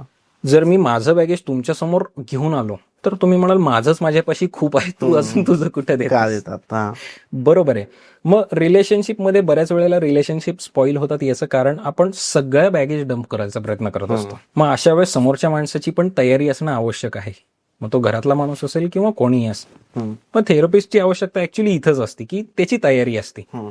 आणि ऍज अ थेरपिस्ट आम्ही सुद्धा एखाद्या व्यक्तीचं जेव्हा व्यसन सोडवायचे तेव्हा घरातल्या माणसाची तयारी करतो की हा तुमचं इमोशनल बॅगेज हँडल करून सुद्धा तुम्ही थोडं थोडं याच्याकडनं करून घ्या की त्याचं इमोशनल बॅगेज आपल्याला ड्रेन करून टाकायचंय. तुम्ही स्वतःवर लोड नाही घ्यायचा, पण त्याचं बॅगेज ड्रेन करायचंय आपल्याला. आणि मग होतं असं की त्यांची घरातली कनेक्शन स्ट्रॉंग व्हायला लागतात, इमोशनल कनेक्शन स्ट्रॉंग व्हायला लागतात, आणि मग त्या व्यक्तीचं व्यसन हळूहळू सुटत जातं. तुम्ही सोडले सर अशा लोकांची व्यसन? हो. ज्याही लोकांना वाटतंय की त्यांना स्वतःला व्यसन आहे किंवा त्यांच्या मित्राला किंवा भावांना, तर डेफिनेटली ते सरांचा सल्ला घेऊ शकता आणि त्याच्यात हे करू शकता. कारण व्यसनांनी आपण पाहिलंय सर की घर बर्बाद झाले. हो. काहीच उरत नाही. भीती आहे सर लोकांच्या मनात. भरपूर असे उदाहरणं पाहतो आपण की कुठे जायचंय, कार चालवण्याची एन्झायटी असते, काही लोकांना भीती असते, काही लोकांना उंचीची भीती असते, काही लोकांना पालीची भीती असते. म्हणजे मी स्वतः पालीला खूप घाबरतो. मी उंदीरला घाबरत नाही, सापाला घाबरत नाही. भरपूर वेळा साप पाहतो आपण असे, बट पालीची मला भीती वाटते. किंवा काही लोक खूपच घाबरट असतात, प्रत्येक गोष्ट करायच्या आधी ते घाबरून जातात, खूप घाबरट. अशांसाठी काय आपण हिप्नोटिझमचा वापर कसा करू शकतो या लोकांना? ओके. त्यांची भीती कमी कशी करता येऊ शकते? ओके. आता ह्याच्यामध्ये दोन वेगवेगळ्या पद्धतीने आपल्याला या घटनांकडे बघावं लागेल. पहिली तर गोष्ट आहे फोबिया, जी तुम्ही म्हणलात की मला पालीची भीती वाटती, मला मधमाशीची भीती वाटती, किंवा काही लोकांना एका बंदिस्त जागेत जायची, जसं कारमधली किंवा लिफ्टची भीती वाटती. ह्याला आपण म्हणतो क्लस्ट्रोफोबिया, की एका ठराविक बंदिस्त जागेत मला नाही आवडत. तर हे जे फोबिया असतात ना, हे कुठंतरी लहानपणीच्या काही घटना ट्रिगर करत असतात की जिथं ती व्यक्ती लहान असती, 2 वर्षाची असेल, 5 वर्षाची असेल, आणि अचानक तो प्राणी अंगावर धावून येतो. मग ती पाल असेल किंवा त्या गोष्टीविषयीची किळस असते की त्याचा स्पर्श झाला, ते किळस मला नाही आवडली, आणि मग ते फिलिंग मला अंगावर शिसारी आणतं. ही फिजिकल रिएक्शन ट्रिगर केलेली आहे त्या पालीनी म्हणा किंवा एक्झॅक्टली. कारण मी आधी ना सर पाली मारायचो, म्हणजे घरातल्या नाही का, असं दिसलं की लहान होतो तेव्हा 5वी-6वीतच, पण एकदा ना ती एक पाल अंगावर पडली माझ्या, असंच खेळत म्हणजे हे करत असताना, तेव्हापासून मला एकदम असं विचित्र झालं ते. ते फिलिंग त्यांनी तुमची फिजिकल रिएक्शन ट्रिगर केली, बरोबर आहे. आणि ती रिएक्शन तुमच्या, म्हणजे आपण ह्याला NLP मध्ये अँकर म्हणतो, की तो अँकर सेट झाला, आणि मग ते फिलिंग आता तुम्हाला नकोय. त्यामुळं जेव्हा जेव्हा पाल समोर येते त्यावेळेस तिथून निघून जायची तुम्हाला ती फिजिकल रिएक्शन ट्रिगर होती की आता नको इथं. किंवा ज्याला आपण क्लॉस्ट्रोफोबिया म्हणतो, लिफ्टमध्ये किंवा गाडीमध्ये बंदिस्त असल्याची भावना. कुठंतरी असं होतं बऱ्याच वेळेला म्हणजे जे सब्जेक्ट माझ्याकडे आलेले आहेत त्यांचे अनुभव असे आलेले की लहानपणी काहीतरी चूक झाली आणि आईनी किंवा वडिलांनी किंवा आजीनी घरातल्या कोणीतरी बाथरूममध्ये कोंडून ठेवलं आणि ठीक आहे भावनेच्या भरात त्या मोठ्या माणसाने सुद्धा काहीतरी चुकीची शिक्षा दिली पण त्याचा प्रभाव त्या माणसाच्या मनावर एवढा खोलपर्यंत गेला की बंदिस्त जागेत जायची त्या व्यक्तीला भीती वाटते. मग आपल्याला त्या घटनेपर्यंत जाऊन ती घटना डिसेन्सिटाईज करावी लागते, त्याची इमोशनल रिॲक्शन काढून टाकावी लागते. जे आता आपण अँकर म्हणलं की तुमच्या अंगावरती पाल पडली आणि त्यामुळं एकदम शिसारी आली, ही जी इमोशनल रिॲक्शन आहे ही आपल्याला डिसेन्सिटाईज करावी लागते. आणि ते एकदा डिसेन्सिटाईज केली की पुन्हा तुम्हाला जेव्हा ती पाल दिसती त्यावेळेस तुम्हाला ती रिॲक्शन जाणवत नाही, तुम्ही ओके होता.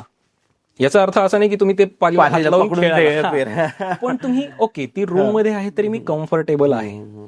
आता मी माझं उदाहरण सांगतो. मला मधमाशीची भीती वाटायची. ओके. आणि जेव्हा मी NLP हिप्नॉटिझम शिकलो आणि मी स्वतः इंट्रोस्पेक्शन करायचा प्रयत्न केला तेव्हा असं लक्षात आलं की लहान असताना मला मधमाशी चावली होती अशी इथे कुठेतरी ती आणि मला ती भीती बसलेली होती. मग मी ती घटना डिसेन्सिटाईज करायचा प्रयत्न केला. मग आता जर समजा मधमाशी किंवा कुठल्याही पद्धतीची गांधेल माशी जी चावू शकते अशी जरी रूम मध्ये आली तरी आता मी कम्फर्टेबल असतो. बरोबर. याचा अर्थ लगेच असा नाही की मी त्याला जाऊन हात लावेन, पण ती रूम मध्ये आल्यानंतर आधी अगदीच माझी त्या रूम मधनं बाहेर जायची झटापट व्हायची, तसं आता होत नाही. आता मी खूप रिलॅक्स असतो. असं आपण हिप्नॉटिझमचा आणि NLPचा वापर करू शकतो. पालकांबद्दल मला विचारायचंय सर, कारण सगळ्यात मोठा इश्यू आज बनत चाललाय की मुलं कंटिन्यू टीव्ही बघतात, मोबाईल बघतात किंवा ऐकत नाही, चिडचिड करतात. मलाही मुलगी आहे, 5 वर्षाची मुलगी आहे आता माझी, आणि म्हणजे बऱ्यापैकी ऐकते, बट मोबाईल बघावा वाटतो तिला, त्यासाठी थोडी तिची चिडचिड होते. किंवा टीव्हीवर तिला काही गोष्टी बघायच्या असतात, कार्टून वगैरे, तर ते सर हा आहे ना, हा मला मेजर इश्यू वाटतो. तर पॅरेंटिंग कसं हवं आपल्या मुलाकडे, की ज्यामुळे, कारण कसं होतं सर की आधी तर म्हणजे खूप गावाकडे राहिलेले लोक आहे. आता आम्ही तर गावात राहिलो, जळगावमध्ये, खूप छान होतं, आजूबाजूचे नातेवाईक वगैरे होते, तर सगळं एक असं की कोलॅटरल होतं, सगळं सोबत राहून. मग आम्ही आजी आजोबा आम्हाला माहिती होते, किंवा शेजारच्यांचे पण आजी आजोबा आमचेच आजी आजोबा, असं ते एक वागणं होतं. इथे कसं आहे ना, थोडंसं इंट्रोव्हर्ट टाईप झालंय, कारण अपार्टमेंटमध्ये आता आपण राहतो, बिल्डिंग आहे, सोसायटीत मित्र आहेत, नाही असं नाही, पण तो गावाकडचा जो एक फील असतो तो या मुलांना मिळत नाही. ते संस्कार असतात ना सर, ते या मुलांना मिळत नाही. आजी आजोबा राहतात सोबत, बट तरी पण गावाकडे वेगळे आहे. तर मला तुम्हाला विचारायचं आहे की पॅरेंटिंग पार्टला पकडून आपण मुलांना हिप्नोटाईज करू शकतो, असं तर मी शब्द वापरणार नाही इथं, बट मुलांवर चांगले संस्कार आपण करण्यासाठी काय ते त्यांचं माइंडसेट कसं आपण केला पाहिजे? ओके. आता पहिल्यांदा आपण त्या मोबाईल ऍडिक्शन पासून सुरुवात करूया. बऱ्याच पालकांची तक्रार असते की आम्ही बोलायला गेलो तरी आता मुलं रिस्पॉन्ड करत नाहीत. ठीक आहे. काय घडत असतं, जेव्हा आपण सुद्धा म्हणजे मोठी माणसं किंवा लहान मुलं कोणीही मोबाईल बघत असतो तेव्हा आपल्या मेंदूमध्ये काय घडत असतं आणि कुठली हॉर्मोन्स तयार होत असतात आणि ती किती ऍडिक्टिव्ह असतात हे आपण समजूया. मोबाईल बघत असताना आपल्या मेंदूमध्ये डोपामाइन नावाचं हॉर्मोन तयार होतं. मोबाईल बघताना डोपामाइन नावाचं हॉर्मोन. आणि हेच हॉर्मोन जेव्हा आपण ज्याला ऍडिक्शन म्हणतो ना, कुठलाही ऍडिक्टिव्ह सबस्टन्स जेव्हा आपण घेत असतो, अल्कोहोल किंवा कुठल्याही पद्धतीचा सबस्टन्स, तेव्हा सुद्धा तयार होतं. अगदी हार्डकोर ड्रग्स पर्यंत सुद्धा हेच हॉर्मोन तयार होत असतं. डोपामाइनच गेम करतं सगळं. ओके. आणि प्रॉब्लेम असा आहे की ते ऍडिक्टिव्ह हॉर्मोन आहे, म्हणजे ते जेव्हा रिपीटेडली तयार होतं तेव्हा गडबड आहे. फक्त काही प्रमाणात ते शरीरासाठी आवश्यक असतं, शरीराच्या फंक्शनिंगसाठी, त्यामुळे ते आपण टोटली अवॉइड नाही करू शकत. प्रॉब्लेम असा आहे की ते डोपामाइन हॉर्मोन जेव्हा तयार होतं तेव्हा आपण आनंद फील करतो, पण ते जेव्हा ड्रेन आउट व्हायला लागतं त्यावेळेस आपल्याला अनकम्फर्टेबल जाणवतं किंवा खराब जाणवतं आणि मग आपल्याला ती गोष्ट परत परत करायची इच्छा निर्माण होते. आता त्याच्यासाठीचं उत्तर म्हणजे दुसरं हॉर्मोन आहे ज्याला आपण ऑक्सिटोसिन म्हणतो. ऑक्सिटोसिन हे कनेक्शन मधनं तयार होतं, जे मी मगाशी ऍडिक्शनच्या उदाहरणात सुद्धा दिलं की समोरची व्यक्ती कनेक्शन शोधत असते, इमोशनल कनेक्शन. आणि जे आता तुम्ही म्हणलात की गावाकडे आजी आजोबा, चुलते असतात, चुलत आजी आजोबा, सगळे आपण भावकी जवळ असते. होत काय असतं की त्या मुलांना अटेन्शन मिळत असतं आणि ते अटेन्शन इमोशनल अटेन्शन असतं. बऱ्याच वेळेला असं होत असतं की आजी आजोबा शेजारी बसतात, डोक्यावरनं हात फिरवतात आणि आपल्याला बरं वाटतं, पाठीवरनं हात फिरवतात. आणि शहरामध्ये याचीच वानवा आहे. शहरामध्ये तुम्हाला अटेन्शनही मिळत नाहीये, कनेक्शनही मिळत नाहीये आणि फिजिकल टचही मिळत नाहीये. आणि बऱ्याच मुलांना हेच माहिती नाहीये की हा फिजिकल टच कसा आपण प्रोसेस करायचा आहे, हे कनेक्शन कसं प्रोसेस करायचंय किंवा संभाषण कसं टिकवून ठेवायचंय. पूर्वीच्या काळात आपण आजी आजोबांकडे जेव्हा जात होतो, संध्याकाळी आजी आजोबा सांगायची सगळं बाजूला ठेवा, आपण एकत्र बसणार आहोत, आपण शुभं करोती म्हणणार आहोत, किंवा थोडक्यात काय, आपण एकत्र शेजारी बसून वेळ घालवणार आहोत. या कालावधीत आजी आजोबांचं अनडिवायडेड अटेन्शन मिळायचं आणि आपल्याला वाटायचं हा मोठे लोक माझ्याकडे बघतायत बरं का. किंवा दिवसभरात तू काय केलंस हे विचारायचे आजी आजोबा. आजही आजी आजोबांचा गावाकडनं फोन येतो, मग ते विचारतात आज तू काय केलंस. आणि ही गोष्ट बरी वाटते मला. म्हणजे माझे तर दोन्ही गेले आता. पण इतकं प्रेम सर तुम्हाला सांगतो की म्हणजे आई वडिलांपेक्षा जास्त प्रेम मला माझ्या आजी आजोबांनी लावलंय. आई म्हणजे त्यांचं प्रेमच वेगळं होतं, ते वेगळंच प्रेम होतं आजी आजोबांचं. ते म्हणजे कुठल्याही अपेक्षेशिवाय परत फेडायची कुठली अपेक्षा न ठेवता प्रेम. आणि म्हणजे त्यांना बघितलं ना की असं वाटायचं चला बस ठीक आहे, काहीच करायचं नाही लाईफ मध्ये, बस यांच्यासोबत आहे आपण. तो फील होता. आणि मग जेव्हा हे कनेक्शन मिळतं तेव्हा शरीरामध्ये ऑक्सिटोसिन तयार होतं. आणि मग ते ऑक्सिटोसिन अजून पाहिजे म्हटल्यानंतर आपण लोकांशी बरोबर कनेक्ट करायला जातो, आपण त्यांच्या बरोबर वेळ घालवतो. जी अपेक्षा पालकांची आता आहे की मुलांनी वेळ घालवावा, मोबाईल बाजूला ठेवावा, थोडंसं मित्रांबरोबर खेळावं, थोडंसं आमच्याकडे लक्ष द्यावं. आणि मग हे जेव्हा कनेक्शन तयार होतं त्यावेळेस तुमचं बॉन्डिंग स्ट्रॉंग होतं. बॉन्डिंग स्ट्रॉंग झालं की आई वडील सांगतील त्या गोष्टी ऐकून घ्यायची तरी मुलं तयारी दाखवतात. नाही तर बऱ्याच वेळेला होतं असं की म्हणजे आई वडिलांची तक्रार असती की आम्ही जे काही सांगतोय ते ऐकायचा सुद्धा प्रयत्न नाही, म्हणजे प्रयत्न पण करत नाही, सगळं लक्ष मोबाईलमध्ये असतं. अडचणच इथे की कनेक्शन नाहीये. मग ते कनेक्शन तुम्हाला तयार करता आलं पाहिजे. बरोबर आहे. म्हणजे मला जे कळालं सर ते बरोबर आहे का, तुम्ही जस्ट सांगा मला की आपण जर मुलांशी बोललो, त्याला रिस्पॉन्स केला, त्याच्या प्रत्येक गोष्टीला आपण उत्तर देत गेलो, त्याला काही क्वेरी आहे त्याला ती समजवत गेलो, त्याच्याशी जर आपण तेवढं संभाषण ठेवलं तर तो आपल्याशी संभाषण करेल. इथं होतं काय की नवरा बायको दोन्ही कामाला आहे, दोन्ही जॉब करतात, त्यामुळे बाळाला मोबाईल पाहतो किंवा टीव्ही बघतो किंवा सोसायटीत गेला तर एक अर्धा पाऊण तास खाली गार्डन मध्ये जातो. याच्या व्यतिरिक्त तर ते बाळ एकटंच आहे, एकटंच त्याचे सगळे टॉईज खेळतं, एकटंच सगळं करतं. त्यामुळे आपलंच अटेन्शन कमी पडतंय कुठेतरी, त्यामुळे ते त्या गोष्टी होत आहेत. हे राईट. हो, मग हे जे आपलं अटेन्शन ज्या काळात कमी पडतं ना, याला आम्ही म्हणतो न्यूट्रल अटेन्शन किंवा नो अटेन्शन. आपल्याला वाटतं की अटेन्शनचे दोनच प्रकार आहेत, पॉझिटिव्ह आणि निगेटिव्ह. ओके. मी रागावलो की निगेटिव्ह अटेन्शन, आणि मी हॅपी असेन, मी जर त्याला कॉम्प्लिमेंट दिली, लहान मुलाला शाबास म्हणलं तर ते पॉझिटिव्ह अटेन्शन. पण जेव्हा मी त्याला रिस्पॉन्डच करत नाही तेव्हा हे असतं न्यूट्रल अटेन्शन. आणि हे सगळ्यात घातक असतं. Neutral is very dangerous. कारण त्याच्यातनं मुलांना एकटेपणा जाणवतो आणि तो एकटेपणा प्रोसेस करण्यासाठी मुलं मोबाईलमध्ये बघतात. मग तिथं कोणाचा तरी चेहरा दिसतो, तो कधीतरी रागवतो, कधीतरी हसतो आणि त्यातनं मला काहीतरी मी तिथं कनेक्ट करायचा प्रयत्न करतो. हे मुलांच्या बाबतीत घडतं. तुम्ही अजून डोपामाइन बद्दल बोलले सर. एखादं व्यसन जेव्हा एखादा व्यक्ती करतो, समजा दारू पिला, तो अल्कोहोल कंझ्युम केला, अल्कोहोल जेव्हा माणूस कंझ्युम करत असतो तेव्हा तो एकदम हाय होत जातो, एकदम हॅप्पी किंवा एकदम एन्जॉय मित्रांसोबत असताना, की फुल एकदम म्हणजे काही नको लाईफमध्ये अशा मोमेंटला तो पोहोचलेला असतो. बट जेव्हा तो दारू पिल्यानंतर सकाळी उठतो त्यावेळेस त्याला गिल्ट असते. म्हणजे यावेळेस मध्ये डोपामाइन उतरतंय. ओके. ती प्रोसेस जी तुम्ही टेक्निकली सायन्सच्या मदतीने सांगितली ती ही अशी होत जाते प्रॅक्टिकली. याला डोपामाइन विड्रॉल म्हणतात. विड्रॉल, ठीक आहे. आणि नंतर मग परत तोच व्यक्ती संध्याकाळ झाली की ते नॉर्मल ते डोपामाइन परत क्रिएट झालं, मग तो परत प्यायला बसतो. नाही, ते क्रिएट करायचं म्हणून तो प्यायला बसतो. रात्री ते क्रिएट झालं होतं कारण तो पिला होता. तो सबस्टन्स कंझ्युम केला की डोपामाइन तयार होतं. मग त्याला ती तल्लफ असते, आपण त्याला तल्लफ म्हणतो. अरे तल्लफ आहे म्हणजे काय, मला डोपामाइन कमी पडतंय, मला ते हवंय, ह्याची जाणीव होणं, याला आपण म्हणतो तल्लफ. मग ते पाहिजे.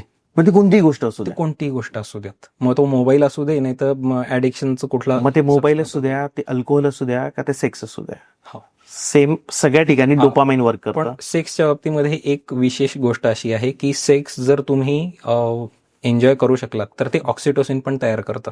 That is good. That is good. Sex is not at all bad. कारण ऑब्विसली शेवटी ते तुम्ही दुसऱ्या कोणाबरोबर तरी अटॅचमेंट होती. अटॅचमेंट होते. बरोबर आहे. ओके. आणि sex is not always start with penetration, म्हणजे आपण ज्याला प्रॅक्टिकली सेक्शुअल ऍक्टिव्हिटी म्हणतो तिथपासून नाही, ती फ्लर्टिंग पासून सुरू होतं. हो. इमोशन्स. येस, मी इमोशन एक्सचेंज करतोय, मी कनेक्ट करायचा प्रयत्न करतोय.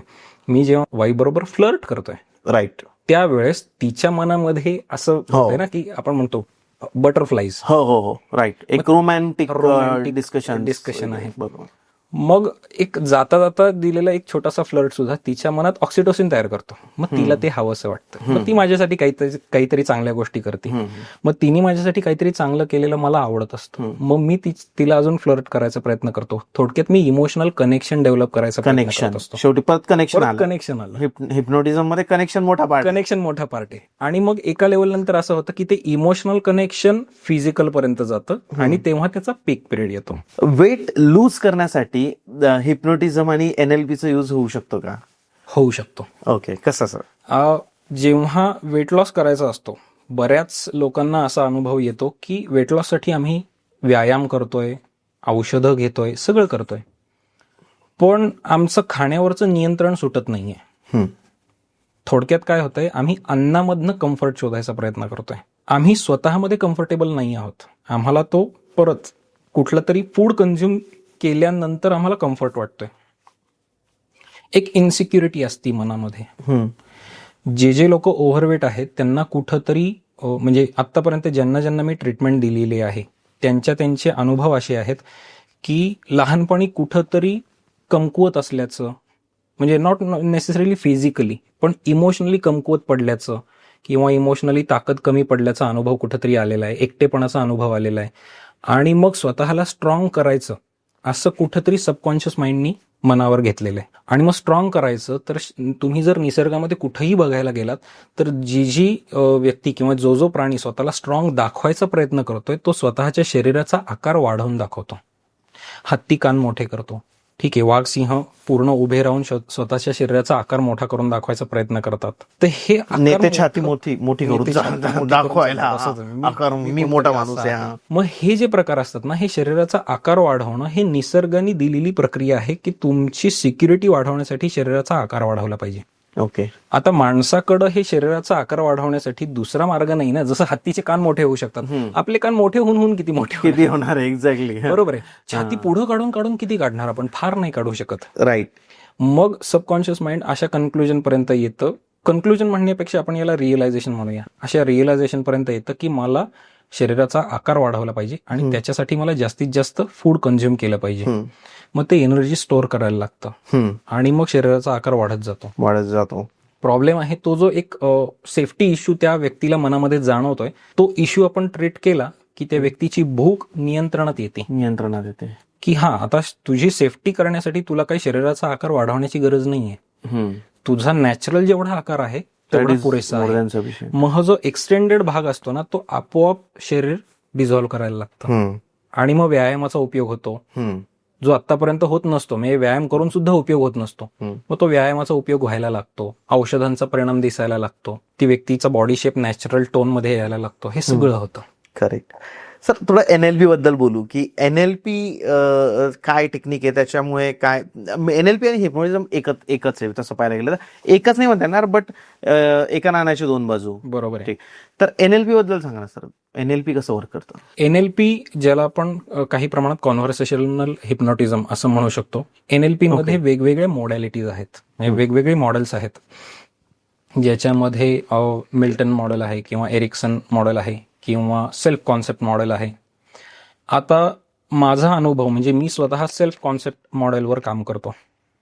सेल्फ कॉन्सेप्ट मॉडेल काय आहे, तर मी आयुष्यामध्ये जगत असताना स्वतःविषयी काही संकल्पना घेऊन जगत असतो. जग जसं आहे, रियालिटी जशी आहे तशीच्या तशी मला दिसत नाही. बरोबर. त्याचं माझं इंटरप्रिटेशन किंवा माझं परसेप्शन जसं असतं तसं मी जगाशी इंटरॅक्ट करत असतो. आपण उदाहरण घेऊया. आत्ता आपण पॉडकास्ट करतोय. Yes sir. तुमच्या सगळ्या भूमिका किंवा सगळ्या आयडेंटिटी घेऊन किंवा सगळ्या सेल्फ कॉन्सेप्ट घेऊन तुम्ही इथं नाही आलेला आहात. तुमची इथली सेल्फ कॉन्सेप्ट आहे की तुम्ही पॉडकास्ट घेणारी व्यक्ती आहात. राईट. माझी इथली सेल्फ कॉन्सेप्ट काय आहे की मी NLP प्रॅक्टिशनर आहे, हिप्नोथेरपिस्ट आहे आणि मी पॉडकास्ट द्यायला किंवा इंटरव्ह्यू द्यायला आलेलो आहे. माझ्या बाकीच्या सेल्फ कॉन्सेप्ट काय आहेत? मी कोणाचा तरी मुलगा आहे, मी कोणाचा तरी नवरा आहे, मी कोणाचा तरी मित्र आहे, मी कोणाचा तरी भाऊ आहे. ह्या माझ्या किंवा तुमच्या आपापल्या आयुष्यातल्या सेल्फ कॉन्सेप्ट आहेत आणि त्या सेल्फ कॉन्सेप्टनी किंवा त्या आयडेंटिटीनी, व्यक्तिमत्वाने मी समोरच्या व्यक्तीशी डील करतो आणि मला रिस्पॉन्स तसा येतो. इथं जर मी भावासारखा आलो तर आपला हा इंटरव्ह्यू होऊ शकेल का? नाही होणार. इथं जर मी गृहीत धरा की सिक्युरिटी ऑफिसर म्हणून आलो तर आपला हा पॉडकास्ट असा होऊ शकेल का? नाही. ते इंटरॅक्शन वेगळं असणार आहे. तर माझी ही सेल्फ कॉन्सेप्ट प्रत्येक ठिकाणी जाताना माझ्याबरोबर बदलत जाते आणि ही सेल्फ कॉन्सेप्ट जर मी मला हवी तशी बदलू शकलो आणि ती हेल्दी करू शकलो तर माझं आयुष्य खूप चांगल्या पद्धतीने मला जगता येतं. उदाहरणच जर द्यायचं झालं तर आता आपण ॲडिक्शनचं उदाहरण परत घेऊया किंवा आता जे फूडचं उदाहरण आपण घेतलं. त्या व्यक्तीला कुठंतरी अनसेफ वाटत असतं, त्या व्यक्तीला वाटत असतं की मी कुठंतरी कमकुवत आहे. बरोबर. मी कमकुवत आहे ही सेल्फ कॉन्सेप्ट घेऊन ती व्यक्ती जगतीये. मग ती सेल्फ कॉन्सेप्ट जेव्हा आपण बदलतो आणि मी सेफ आहे, मी कम्फर्टेबल आहे किंवा मी स्ट्रॉंग आहे, ह्या सेल्फ कॉन्सेप्ट पाशी आपण त्या व्यक्तीला आणू शकलो तर त्या व्यक्तीचं अख्खं जगणं बदलतं आणि हा रिझल्ट त्याच्या आयुष्यभर टिकतो. मग जर एखाद्या विद्यार्थ्याचं आपण सेल्फ कॉन्सेप्ट बदलू शकलो की आत्तापर्यंत मी अपयशी आहे, अपयशी आहे, अपयशी आहे, ह्या सेल्फ कॉन्सेप्टनी तो जर परीक्षेला सामोरा जात असेल तर चान्सेस याचेच जास्ती असतात की परीक्षा देताना त्याच्याकडनं चुका होतील, त्या चुका त्याला रिझल्टमध्ये दिसतील आणि मग परत ते रिएन्फोर्स होतं की अरे मी अपयशी आहे. मग त्यातनं दुसरी सेल्फ कॉन्सेप्ट तयार होती की मी हुशार नाहीये, मी बावळट आहे, मी मूर्ख आहे. ह्या म्हणजे मी अमुक अमुक आहे, ह्या चुकीच्या सेल्फ कॉन्सेप्ट जर तयार झाल्या तर अपयशाची मालिका संपत नाही. बरोबर. पण एक बेसिक सेल्फ कॉन्सेप्ट जर आपण बदलू शकलो तर पुढचे सगळे सायकल्स बदलतात आणि तो गुड सायकलमध्ये जातो. जो बॅड सायकलमध्ये अडकलेला होता त्याचं टोटल इमोशनल सायकल बदलतं आणि तो चांगल्या सायकलमध्ये जातो की अरे मी हुशार आहे, मग मी यशस्वी आहे, मग मी सगळीकडे कम्फर्टेबल आहे, मग मी कॉन्फिडंट आहे. कॉन्फिडन्स हा रिझल्ट आहे. आपण कॉन्फिडन्स दाखवू नाही शकत. कॉन्फिडन्स हा रिझल्ट आहे आपण कम्फर्टेबल असल्याचा. Result is confidence. येस.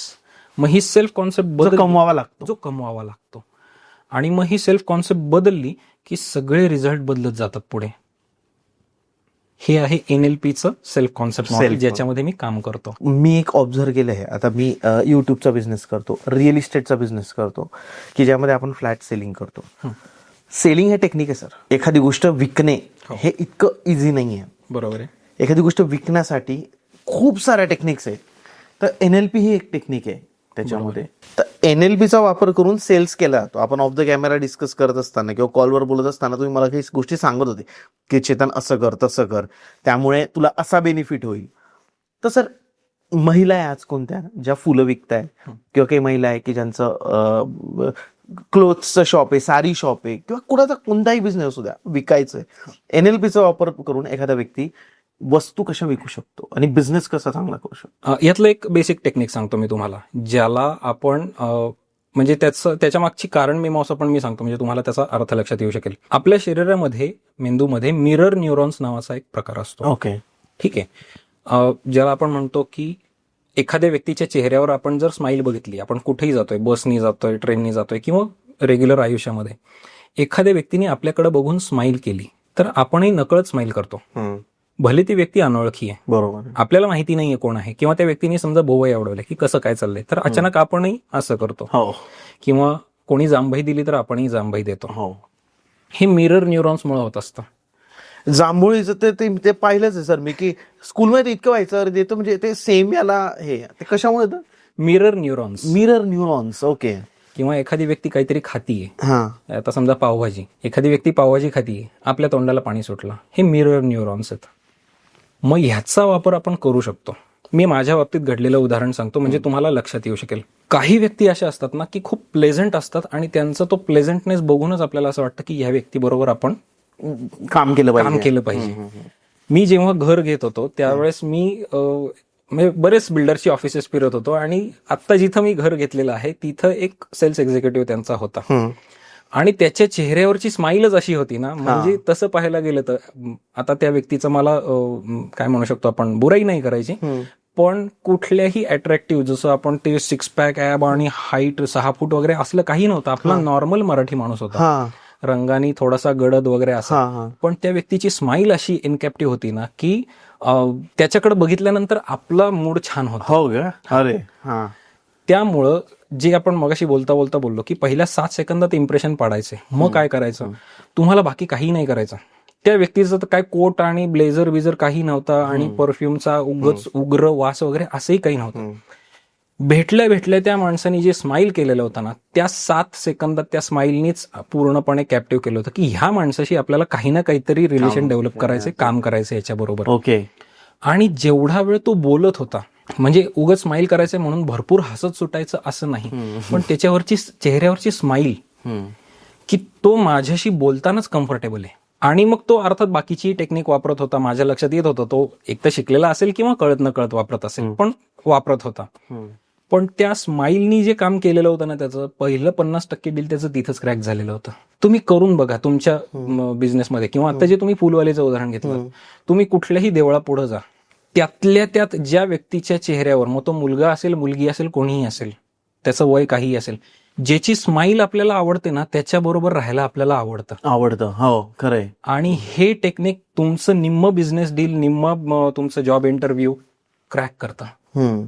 कारण समोरचा तुमच्याशी डील करायला स्वतःहून येतो. प्रत्येकाला आवडतं स्माईल करायला, का नाही? ऑब्विसली हसायसाठीच पैसे कमवतोय आज आपण, आनंदी राहण्यासाठी, आयुष्यभर सुखी राहण्यासाठी. मग तो जो प्लेझंटनेस असतो ना, तो बिझनेस डील निम्म क्रॅक करतो. एकदा करून पहा हे. नक्की सर, नक्की. नेक्स्ट टाइम नक्की ट्राय करतो. पर्सनॅलिटी डेव्हलपमेंट आणि NLP यांचाही काही संबंध आहे का सर? हो. पर्सनॅलिटी डेव्हलपमेंटमध्ये काय होतं, जेव्हा आपण न्यूरो लिंग्विस्टिक प्रोग्रामिंग म्हणतो तेव्हा हे काही फक्त भाषेच्या पाशी गोष्टी येतात अशातला भाग नाहीये. मग ती आपली बॉडी लँग्वेज पण असते. आपण कसं चालतो, कसं बोलतो, आपला कम्फर्ट कसा आहे, आपण बसल्यानंतर समोरचा माणूस कम्फर्टेबल होतोय का. बरेच वेळेला असं होत असतं की आपण एखाद्या ठिकाणी जाऊन बसतो आणि आपल्याला असं जाणवतं की काहीतरी कम्फर्टेबल नाहीये, आणि मग तिथनं पटकन निघून जायचा आपला प्रयत्न असतो. बरोबर. मग आपलं काम हे असतं, मग प्रत्येक व्यक्तीचं ह्या 2 गोष्टींवर जर आपण लक्ष ठेवलं तर आपल्याला कुठलीही रोम वाचता येऊ शकेल. प्रत्येक व्यक्ती ही अवे फ्रॉम पेन म्हणजे दुखण्यापासून लांब आणि टुवर्ड्स प्लेजर म्हणजे आनंदाच्या जवळ जायचा प्रयत्न करत असते. मग कुठंही जर आपण गेलो आणि आपण आपल्या बॉडी लँग्वेजमधनं तिथं प्लेजर क्रिएट करू शकलो आणि समोरच्याला पेन रिलीफ देऊ शकलो, तर समोरचा माणूस आपल्याबरोबर कम्फर्टेबल होतो. आणि हे जे असतं, हे जे आपल्याला अचीव्ह करायचं असतं, मेंटल आणि इमोशनल आणि फिजिकल स्टेट ज्या अचीव्ह करायच्या असतात, त्याला आपण म्हणतो पर्सनॅलिटी डेव्हलपमेंट. आणि हे NLPच्या माध्यमातून खूप छान पद्धतीने करता येतं आणि चालता बोलता जाता येता कुठेही करता येतं. म्हणजे आता मी गाडीत येताना स्वतःसाठी काही टेक्निक्स वापरलेली होती, ज्याला आपण अँकरिंग म्हणतो. जे आता मी तुम्हाला सांगितलं की तुम्हाला जेव्हा अनकम्फर्टेबल वाटेल, आता आपण तुमचा एक अँकर सेट केला की ती एक हॅपी मेमरी आपण शोधली. ओके. तसं मी माझं एक तयार करून ठेवलेलं आहे. ओके. मग आता हे माझे पॉझिटिव्ह मेमरी मी क्रिएट केली, मग निगेटिव्ह मेमरी काढून टाकल्यानंतर मग पॉझिटिव्ह मेमरी क्रिएट केली की ती लॉंग टर्म टिकती आणि त्याचा आपल्याला परमनंट वापर करता येतो. मग असं गाडीत बसल्या बसल्या आपण करू शकतो, चालता बोलता. अगदी तुम्ही इंटरव्ह्यूला गेलेले आहेत तर इंटरव्ह्यूचं दार उघडून आत जायच्या आधी 5-10 सेकंद तुम्ही करून आत जाऊ शकता. हे काम करतं. एखादा व्यक्ती सर ज्याच्याकडे पैसा नाही आहे किंवा कमी पैसा आहे पण इच्छा खूप आहे कमवण्याची, असा व्यक्ती आला तुमच्याकडे की सर मला हिप्नोटिझम थ्रू किंवा NLP चे ट्रेनिंग घेऊन किंवा कसंही मी माझे, कारण त्याचा कोणता तो काम करतोय समजा, बट त्याला पाहिजे तेवढा अपेक्षित पैसा मिळत नाही त्याच्यातून किंवा त्याला खूप जास्त पैसा, त्याला कसं आपण रिलेट करू? सगळ्यात पहिल्यांदा तर तो अपयशी का आहे, म्हणजे कुठल्या सेल्फ कॉन्सेप्टमुळे त्याच्या गोष्टी गडबडलेल्या आहेत. बऱ्याच वेळेला असं होतं की माझ्यात काहीतरी कमी आहे. I am not good enough, I am. Not good enough, ही त्याची सेल्फ कॉन्सेप्ट बनून गेलेलं आहे त्याच्या बनून डोक्यामध्ये गेलेलं ते. त्यामुळे मी कितीही चांगलं काम केलं तरी सुद्धा माझी लायकी नाहीये असं कुठंतरी त्याच्या मनात बसलेलं आहे. मग त्याची ही सेल्फ कॉन्सेप्ट आपण जर बदलू शकलो, की ती ज्या घटनांमुळे झालेली आहे, ज्या मेमरीजमुळे झालेली आहे, लहानपणी त्यांनी काहीतरी चांगलं काम केलेलं होतं पण त्याला वेळेत अप्रिसिएशन नाही मिळालेलं, जे आपण मगाशी म्हणलं की आई वडिलांनी त्या वेळेत त्याचं कौतुक करणं आवश्यक असतं. गरज होती तेव्हा मग ते नाही केलेलं, मग त्या बॅड मेमरीज आहेत की अरे मी कितीही काम केलं तरी ते चांगलं वाटत नाही. मग ह्या मेमरीज आपल्याला डिसेन्सिटाईज कराव्या लागतात.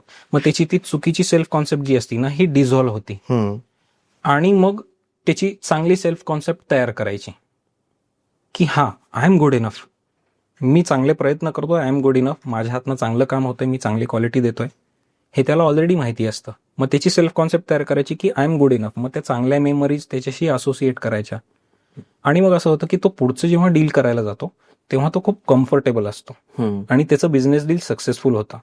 म्हणजे नॉट नेसेसरी एखाद्या व्यक्तीकडे फार पैसे नाही आहेत तर त्यांनी अख्खं ट्रेनिंग प्रोग्राम घेतला पाहिजे असं नाही. तो माझ्याकडे येऊन मदत जरी मागून गेला की माझी एवढी सेल्फ कॉन्सेप्ट मला बदलून द्या, तरी सुद्धा 1 ते 2 सेशन मध्ये त्याचं काम होऊ शकतं. बदल होतो लोकांना, बदल होतो पाहिजे त्या गोष्टी पाहिजे त्या गोष्टीबद्दल. पण मला म्हणायचं सर की व्यक्तींना तुम्ही ऍस्ट्रॉलॉजी करा किंवा तुम्ही डॉक्टर आहे किंवा तुम्ही हिप्नोटिझम करा, जी गोष्टीचं तुम्ही सेशन घेताय किंवा जी गोष्ट तुम्ही करताय ना ती बिलीफने करा, त्याच्यावर विश्वास ठेवून करा त्या शास्त्रावर, तर तुम्हाला त्याचा बेनिफिट होतो. काही लोक अरे असं कसं शक्य आहे, असं कसं होऊ शकतं, असं करून करतात, मग ते फसतात. इतकाही बिलीफ नको की काही प्रकरण जसे झाले नाशिकचे तसे तसे प्रकरण नको व्हायला. ते तर भोंदू बाबांच्या बाबतीत तुम्ही लक्षात ठेवा, आणि आपण पण ते एक उदाहरण घेतलंच की असं फसवणारे लोकही भरपूर आहे, त्यामुळे शास्त्राचं नाव खराब होतं. पेंडुलम मी बघितलंय सर, मी पेंडुलम फिरवतात आणि मग तेही केमिकलचाच पार्ट झाला का? नाही, ते प्युअर हिप्नोटिझम आहे. पेंडुलम तिथं लक्ष एका ठिकाणी लक्ष फोकस केलं. आता जर तुम्ही बघायला गेलं तर आपण तुमचं लक्ष कुठं फोकस केलं होतं, तुमच्या श्वासावर केलं, श्वासावर केलं होतं. बरोबर आहे. हेच जर मी तुम्हाला सांगितलं असतं माझ्या डोळ्यात बघा तर माझ्या डोळ्यांकडे लक्ष असतं. आता फोनवर जेव्हा आपण करतो तेव्हा आपण कुठं करतो, बोलण्यावर, आपल्या बोलण्यावर करतो. ओके. मग त्या व्यक्तीचं आपल्या बोलण्यावर आणि फोनवर सुद्धा स्माईल कळती बरं का, मग तो टोन कळतो लगेच. मग त्या टोनवर लक्ष फोकस करणं, हे अशा वेगवेगळ्या टेक्निक्सचा वापर करून आपण हे करत असतो. आणि तिथं एकदा लक्ष फोकस झालं की त्या व्यक्तीचं आपण हवं ते काम करून देऊ शकतो. परफेक्ट. अर्थात पॉझिटिव्हच obviously. Mayur sir, thank you so much. खूप छान माहिती दिली तुम्ही. आपल्या चॅनलवरचा हा पहिला पॉडकास्ट होता हिप्नोटिझम प्लस NLP वरचा. मल्टिपल पॉडकास्ट आपण करू फ्युचरमध्ये. तुम्हाला जर सरांचे सेशन घ्यायचे असतील किंवा तुम्हाला शिकायचं असेल हिप्नोटिझम आणि प्लस NLP, तर सरांचा नंबर डिस्प्लेला मी दिलेला आहे. सर तुम्हाला ओरली सांगायचं तर यू कॅन टेल. डिस्प्लेलाच राहू देऊ, आणि डिस्क्रिप्शनमध्ये पण सरांचे Instagram account, social media account जेही आहेत, सरांचा नंबर जो आहे हे सगळं आपण दिलेलं आहे. तुम्ही कॉन्टॅक्ट करू शकता सरांना. सर तुमचं खरंच मनापासून धन्यवाद.